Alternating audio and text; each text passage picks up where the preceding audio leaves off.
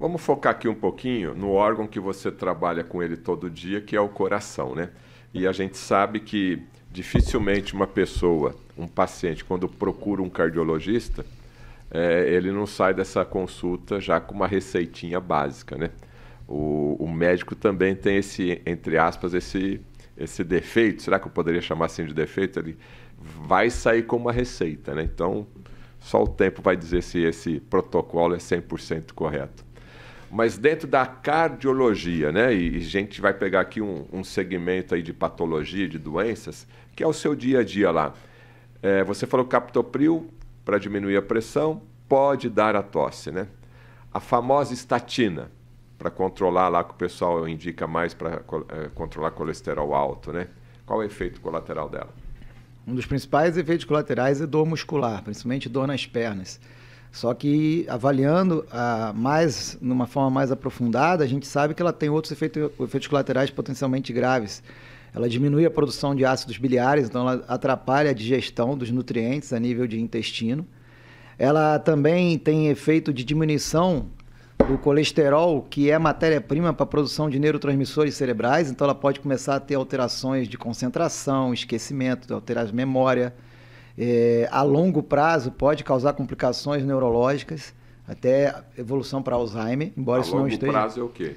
A longo prazo porque quando a gente 10 considera... anos, 15 anos. Daí para frente, né? Porque a pessoa que toma estatina, ela toma estatina desde 20 anos, 25 anos, que eu considero um absurdo. Já está acontecendo isso? Direto, Jovens? a gente vê jovens usando estatina, tá com colesterol alto, em vez de você procurar a causa de estar com esse colesterol alto e tentar corrigir a alimentação, fazer atividade física, a pessoa já sai do consultório médico com a estatina, que é muito mais prático e rápido. Toma aqui o remédio que vai baixar o colesterol. Vai baixar mesmo, mas e os efeitos colaterais no longo prazo, né?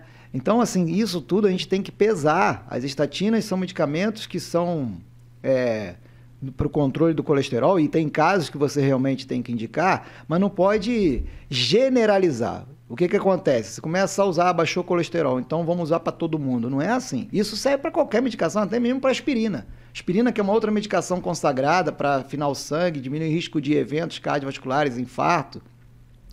Também é uma medicação que as pessoas usam como se não tivesse risco nenhum. A aspirina tem risco também.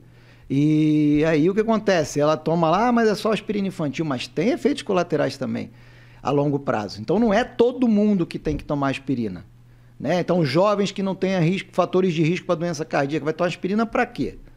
Então isso que a gente tem que considerar, se aquela faixa etária é uma faixa etária que envolve risco de ter determinada doença, para aí sim você considerar, você vai ter indicação de uma estatina, de uma aspirina. Imagina um jovem começando a tomar aspirina e estatina pro resto da vida.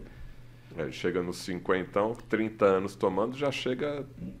Com muitos riscos de efeitos colaterais. Mais doenças a serem tratadas. Fora os outros medicamentos que ele vai estar tomando de acordo com a própria idade dele.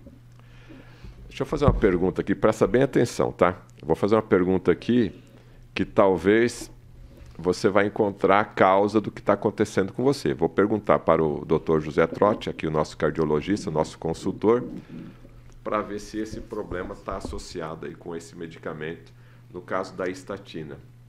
Estatina constantemente pode dar efeitos colaterais na parte sexual, na parte de libido, na parte de desejo? Com certeza. Olha lá, ele falou com certeza, hein?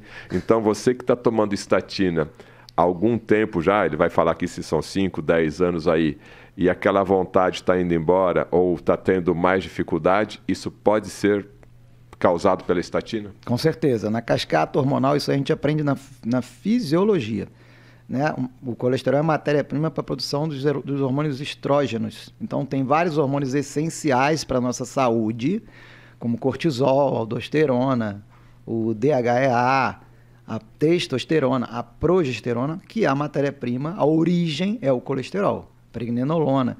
Então, assim, se você baixa o colesterol, e hoje as diretrizes consideram você baixar para níveis muito baixos, e o pretexto disso aí, a colocação disso aí é que você vai diminuir risco de formação de placas, essa coisa toda. Cada vez mais a meta está sendo colocar o colesterol LDL em níveis muito baixos. Hoje o normal é quanto, doutor?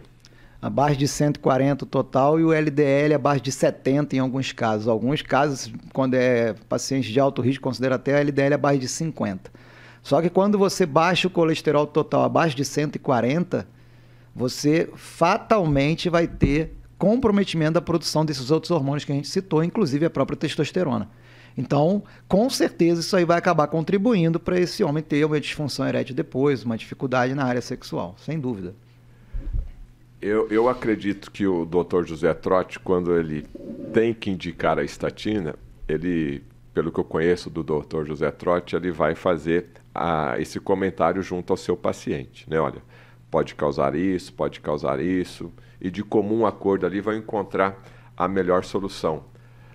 Mas como eu te falei, eu fiz essa pergunta, eu estudei um pouco antes da gente estarmos conversando aqui, mas eu tenho certeza absoluta que os médicos, eles receitam estatina, muito obrigado, você volta daqui a 6 meses ou daqui volta um ano, né? E aí depois vem o paciente se queixando, e aí vai procurar um urologista, vai procurar, né, um outro profissional de acordo com aquele efeito colateral, né? Isso é muito ruim, né, doutor? Exatamente. Os médicos, como eu falei já uma vez para você, a gente aprende na faculdade a prescrever remédio, tratar a doença, né? Então, se você está com pressão alta, eu vou te passar um antihipertensivo. Se o teu colesterol está alto, eu vou te passar um remédio para o colesterol, mas eu não vou procurar saber a origem disso aí. Ainda mais nesses consultórios em que o médico atende o paciente em 5, 10 minutos. Não dá para ele orientar o paciente no mínimo, no básico, que é orientação quanto à atividade física e mudança de hábitos, essa coisa toda. Então é muito prático você prescrever um remédio, né? E aí o que acontece? O paciente vai ter efeitos colaterais a longo prazo. Eu não estou falando que a gente tem que ficar alertando os pacientes dos efeitos colaterais que ele vai ter, tudo, porque a gente acaba, como eu falei, deixando um paciente neurótico. Não é isso, a intenção não é essa. Mas a gente tem que estar atento para possíveis efeitos colaterais. E nesses casos, aí sim a gente intervir. E no caso de medicamento de colesterol, com certeza tem paciente que eu indico e eu oriento ele, olha, no teu caso não tem como ficar sem, porque você está cheio de doença. Aconteceu isso agora, essa semana passada, com meu pai. Meu pai tem doença coronariana e doença carotídea difusa. E não tem como ele ficar sem remédio de colesterol. Não dá. Mas agora, você não vai só passar o remédio de colesterol e esquecer o resto. Você tem que fazer tudo o que está por trás disso. Orientar e fazer as mudanças que têm que ser feitas e passar uma suplementação específica para o coração para diminuir o risco de formação dessas placas. Então, não é só passar a estatina e está tudo resolvido. No mínimo na consulta de retorno, né? Até porque se o médico já fala, a pessoa coloca ali na mente e já fala e ela já mesmo somatiza aquele provável efeito colateral, né? Ah, você vai ter dor muscular na perna. Aí o cara toma o primeiro comprimido ali, ó, já acordei com dor na perna, né? Então, no mínimo na consulta de retorno, seria muito bom aí durante a anamnese, durante o levantamento de dados ali junto ao paciente, verificar se esses possíveis efeitos colaterais estão acontecendo, até porque cada organismo reage de uma forma, né? Cada organismo reage de uma forma. Para a gente fechar o ciclo aqui de efeito colateral do coração, da cardiologia, que você é especialista, nós falamos então no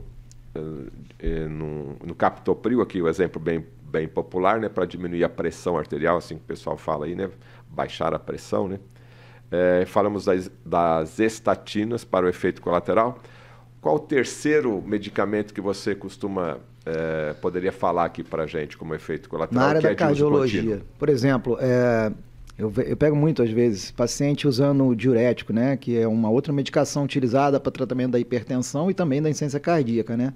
Então, por exemplo, a furosemida, que é um medicamento essencial para o tratamento dessas situações de hipertensão associado com insuficiência cardíaca, às vezes com insuficiência renal também. Mas é uma medicação diurética que muitas vezes acaba, se a pessoa não tiver um acompanhamento, um controle, acaba perdendo muito líquido também, espoliando demais, perde potássio, perde magnésio e desidrata. Agora você imagina, por exemplo, um idoso tomando um monte de remédio, que é super comum, para pressão, e tomando diurético. E a gente sabe que o idoso, vozinho, a vozinha, eles não tomam água, né? E aí o que acontece? Se não tiver uns filhos para ficar em cima, pai, toma água, mãe, toma água.